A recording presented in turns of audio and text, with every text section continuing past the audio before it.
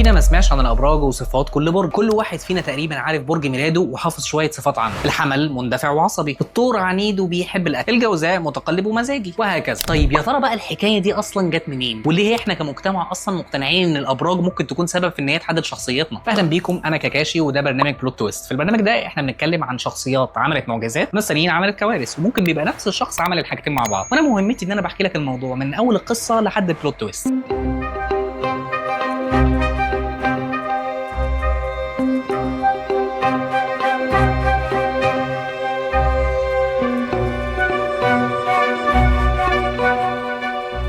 تعالوا نرجع بالزمن لورا 2000 سنه عشان نقابل الراجل القديم اللي الله يسامحه اللي بدا الحوار ده كله. الموضوع بدا من زمان خالص على ايد واحد يوناني مصري اسمه كلوديوس بطليموس. مين بقى هو كلوديوس بطليموس ده اللي السبب في القصه دي كلها وايه حكايه الكتاب بتاعه؟ بطليموس ده كان عالم وفيلسوف عاش في القرن الثاني الميلادي. راجل كان في دماغه فيها فلك ورياضيات وجغرافيا وترابيزات بالريال دوبينج، وكان عنده اقتناع تام ان النجوم والكواكب ليها تاثير دايركت على شخصياتنا. وقام كتب كتاب اسمه اللي اسمه ظهر على الشاشه ده. والاسم ده معناه الكتاب الرباعي لانه كان متقسم 4 اجزاء، والكتاب ده كانوا بيسموه الانجيل بتاع علم التنجيم الغربي. بطليموس وقتها كان بيحاول يقنع البشر ان الكواكب والنجوم ليها تاثير دايركت على شخصيات الناس وحياتهم. يعني تخيل حضرتك كده الراجل ده قاعد يحط اسس وقواعد. يعني مثلا قال لك برج الاسد ده برج ناري حار وجاف زي حر الصيف كده، فالمولودين فيه هيبقى عندهم صفات جرأه وقياده. اسد بقى يعني ما ينفعش تهز الهيبه. وبرج الحوت برج مائي وبارد ويعني وعلى هاديه زبادي، فاللي هيكونوا منه هيكونوا عاطفيين وحليمين وبياخدوا الامور كده بالراحه عشان هم زي الميه. بطليموس بقى حط لكل برج عناصر وصفات وربطها بعلم زمانه على قد ما يقدر عشان يدي انطباع ان علم التنجيم ده حاجه علميه ومنطقيه. طيب هل بقى ساعتها الكلام ده عجب الناس؟ يا اختي طبعا. الناس زمان كانت بتحب اي حاجه تخلي حياتها منظمه ومفهومه، خصوصا لو التفسير ده جاي من النجوم والكواكب. فكتاب بطليموس ده بقى ساعتها انتشر وبقى المرجع الاساسي لاي منجم جه بعده. ومن ساعتها طلعت الفكره بتاعت ان كل برج ليه شخصيه وصفات معينه. يعني حضرتك لو مولود في شهر كذا فبرجك يبقى كذا وشخصيتك بقى كذا وكذا وهكذا. وفضل المفهوم ده بقى ماشي عبر العصور، وكل شويه يزودوا عليه شويه صفات وتوابل ونكهات بطعم العصر بتاعهم. طب ليه الناس بقى صدقت ان لكل برج شخصيه ثابته؟ تعالوا نفكر فيها. زمان ما كانش فيه لا علم نفس حديث ولا ابحاث دماغ زي دلوقتي، فكانت فكره ان السماء بتاثر فينا فكره جذابه كده وشاعريه. انت متخيل كده يحسسك ان انت مربوط بالكون كله، النجوم بتحدد نصيبك وشخصيتك. غير كمان ان زمان كان الحكام بيجيبوا منجمين معاهم قبل ما ياخدوا اي قرارات مهمه. يعني كمان الموضوع كان ليه هيبه اجتماعيه كبيره. تخيل نفسك مثلا كده فلاح من 1500 سنه وفجاه المنجم كده يجي ويقول لك انت راجل عادل وبتحب الانصاف. هتصدق وتنبسط وتقول بجد انا الكلام ده عليا انا؟ وتقول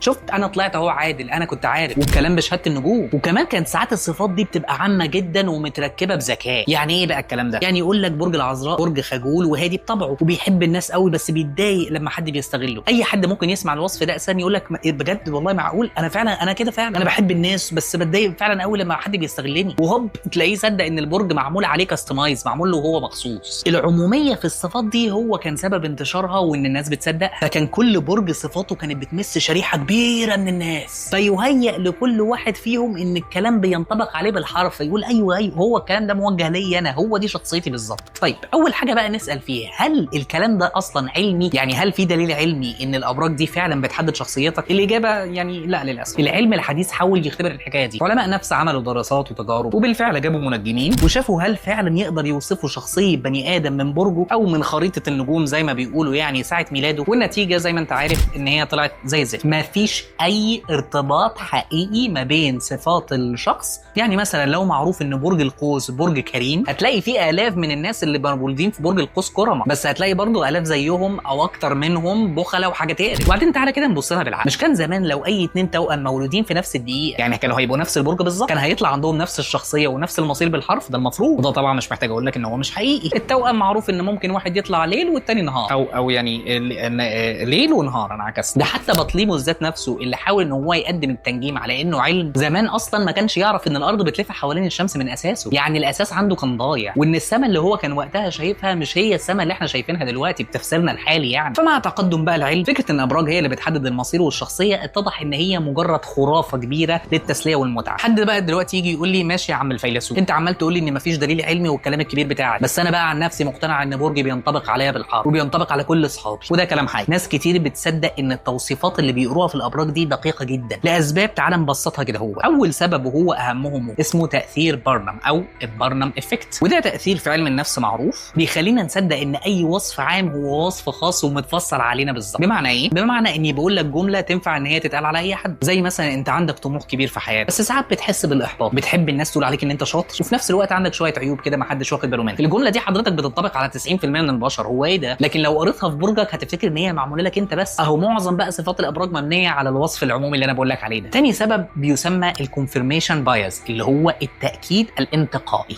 يعني ايه الكلام اللي انا بقوله ده؟ العقل البشري عنده ميزه او عيب، ايه هو بقى؟ انه بيحب يفكر في الحاجات اللي بتؤكد له معتقداته بس وينسى اي حاجه ممكن تكذبها. فلو انت مثلا مصدق في الابراج هتلاقي نفسك بتفكر في كل مره قالوا لك ان برجك على فكره برج كريم، وهتفتكر كل مره عملت فيها موقف كريم ان ايوه فعلا الناس دي عندها حق، وهتنسى كل المرات اللي انت اتصرفت فيها بانانيه وما جاش ذكرها طبعا في توقعات البرج بتاعك. دي من الحاجات اللي بتخليك تتاكد ان صفات البرج دي متفصله عليك. واللي زود الموضوع في الزمن ده السوشيال ميديا والبوستات اللي هي بتقعد تبخها في وشنا كل يوم تقرا لك 5 صفات حلوين كده زينا وتقول ايوه الحاجات دي فعلا معموله عليا، فهتعمل للبوست لايك وشير وسبسكرايب وتقول ايوه الكلام دوت فعلا بيوصفني النهارده، بصوا يا جماعه انا عامل ازاي. السبب الثاني بقى الراحه وحب الفضول. خلينا نعترف ان فكره ان شخصيتك مكتوبه في النجوم والكواكب دي فكره شاعريه ولطيفه ومريحه نفسيا، بيديك احساس كده بالراحه ان حياتك ليها ترتيب كوني ومتنظم وانك مش مسؤول 100% عن الحاجات اللي بتحصل، واي حاجه هتقول ما هو اصل برجي كده اعمل ايه، لما تقع في مشكله فتقول ما انا اعمل ايه اصل انا برج اندفاعي يعني انا كان ذنبي، فبتحس براحه ان اللوم كله مش عليك.